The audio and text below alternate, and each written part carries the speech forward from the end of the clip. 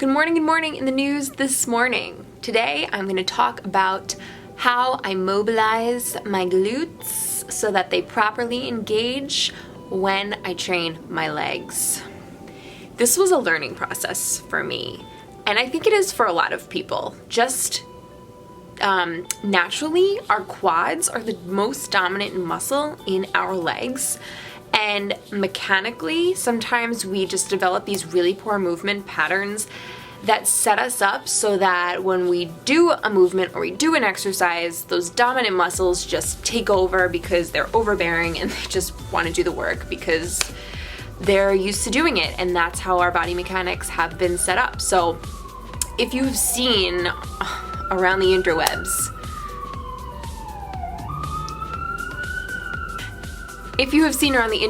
where people are like squats, deadlifts, hamstring, Romanian deadlifts, best workouts for your glutes. You're gonna get a huge, nice, round, tight, high glute by doing these. And you're like, I've been doing these for a year and I haven't seen any change in my glutes, but my legs have gotten bigger.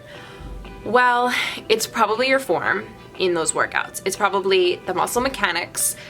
Some muscles are tighter than others and don't allow you to properly stretch and engage, contract the muscles that you want.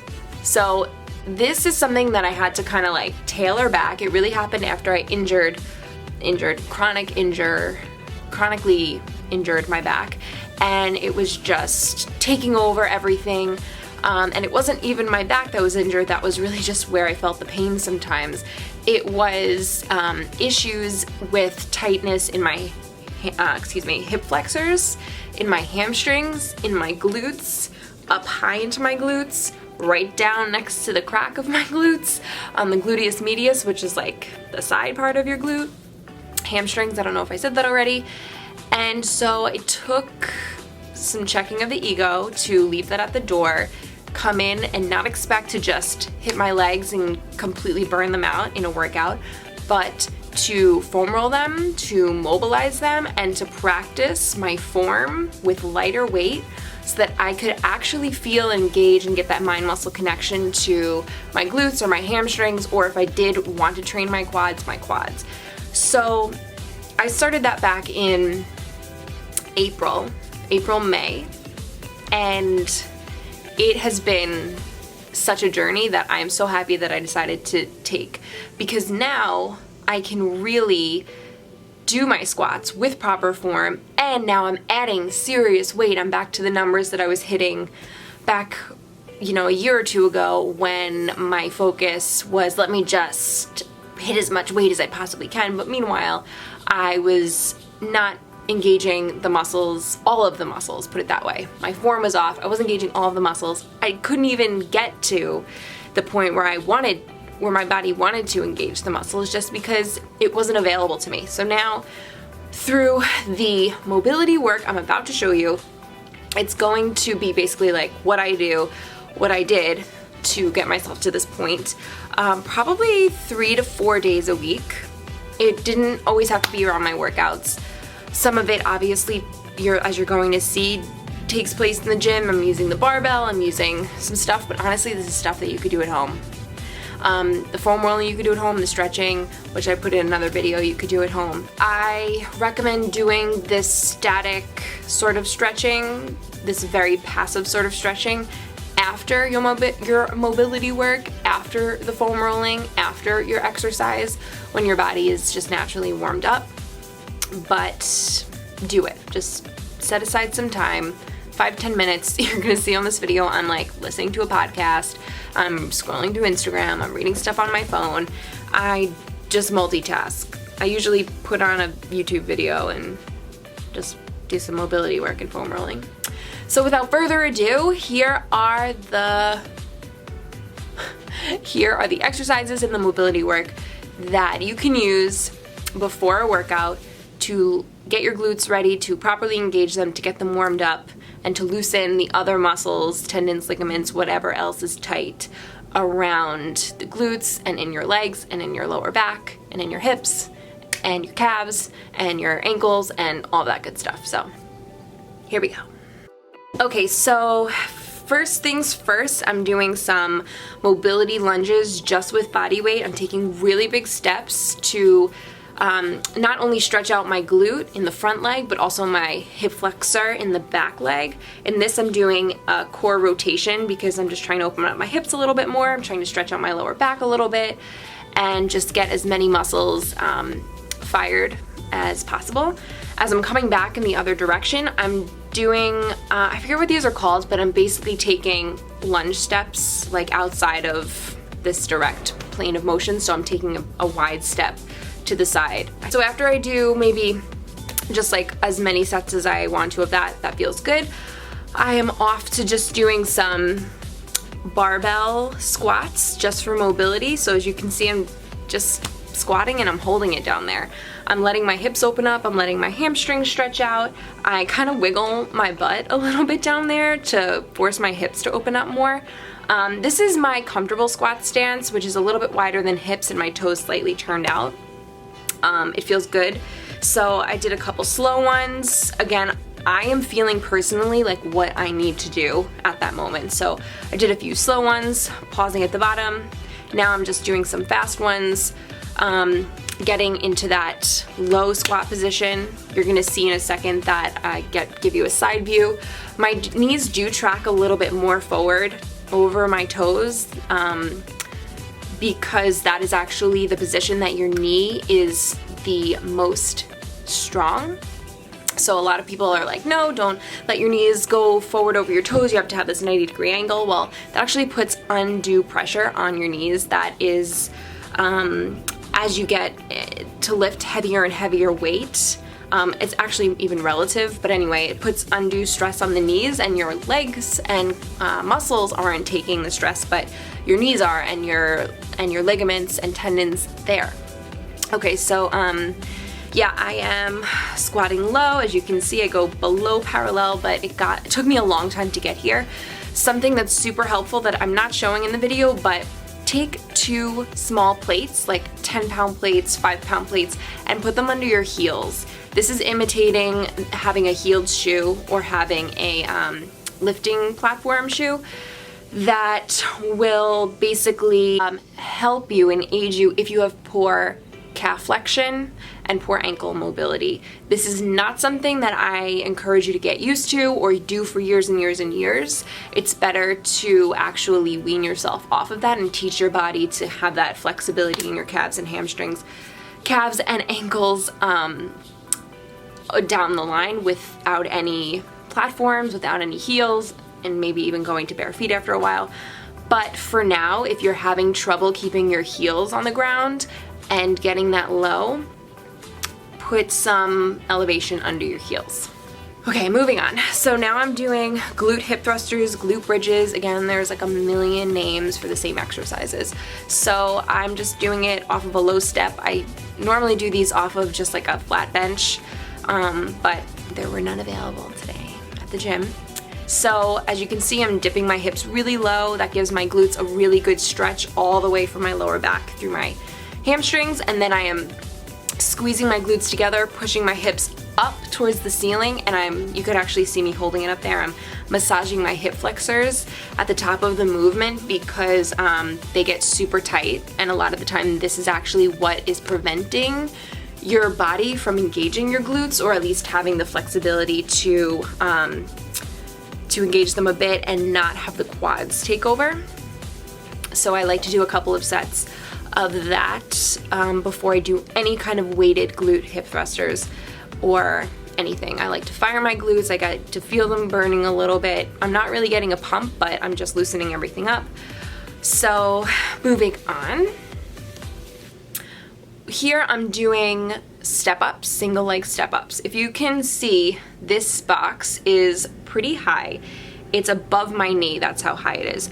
Because when I put one foot up there, I want my glutes to already be in that completely extended position where they're the most stretched. It's like I'm emulating a really deep squat. So you can see I am below 90 degrees. Exercise and really utilize my glutes I push off of the foot that's on the box. I push off of the foot and the heel that's on the box, and I barely push off with the foot on the ground. So as I'm digging my heel into the box, I'm engaging my glute, and then I'm actively thinking of my glute pushing my hips forward. So I don't actually think like go up, I actually think go up and forward, so that my glute is the one that is doing the work. If you think about it, this is like a vertical way of doing a glute hip thruster, because in a glute bridge, when you dip your hips down, your glutes are completely stretched, ideally, and that's what's happening here just with one leg. And then as you push your hips up in the glute thruster, your glutes are firing, and the same thing here, you're just not going up, you're going this way because you're standing vertically. Does that make sense? I hope you guys followed that. Sometimes my brain works like in a really spatially, directionally descriptive way. I think that's why I'm so good at directions and finding my way back to things. So if I don't explain it well, it's because my brain just has a mind of its own. Foam rolling, the most painful and the most fun thing in the world. I'm just going to put out there, so a lot of people think that foam rolling is complete myofascial release in the sense of you're breaking adhesions. Adhesions being those knots, those trigger points that when you roll over them, they feel like a ball of hell in your body, and it just is super painful.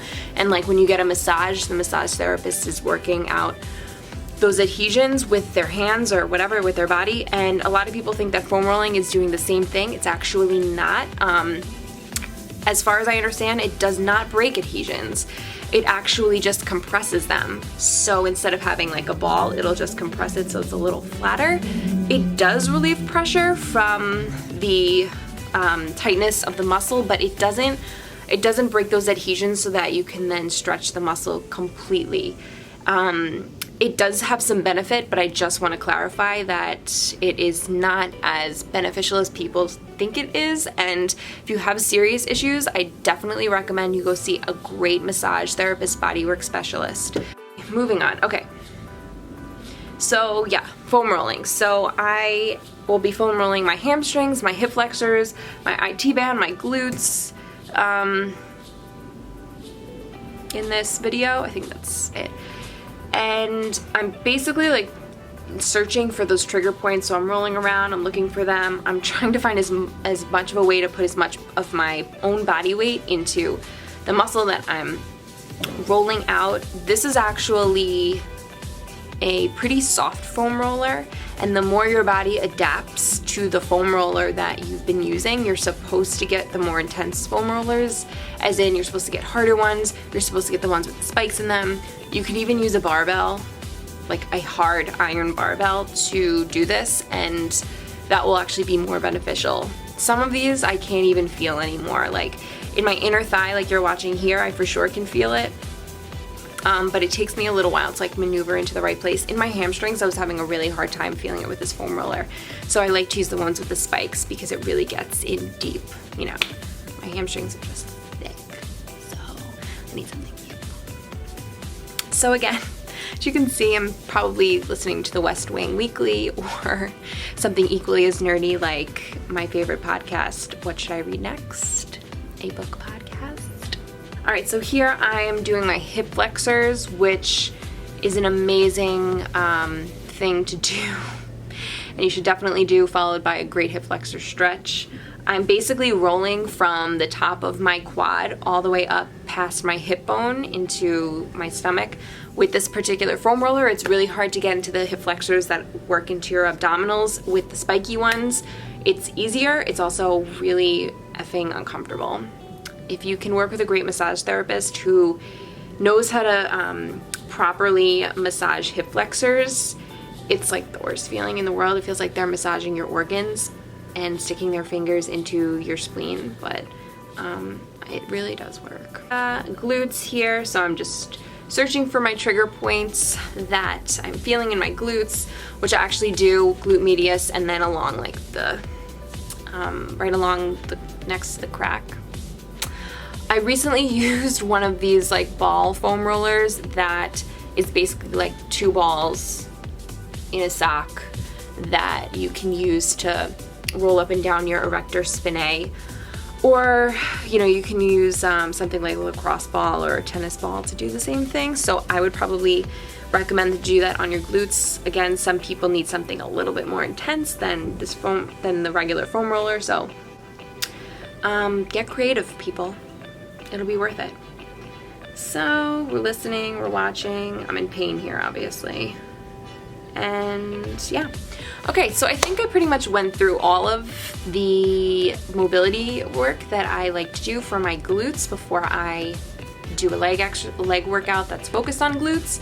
I did recently create a 6-week. This is a purchase program. I do have a free training program, How to Lift Basics, on my website. You can sign up and you'll get 4 weeks of workouts sent to you for completely free. This glute builder one took me a lot of time.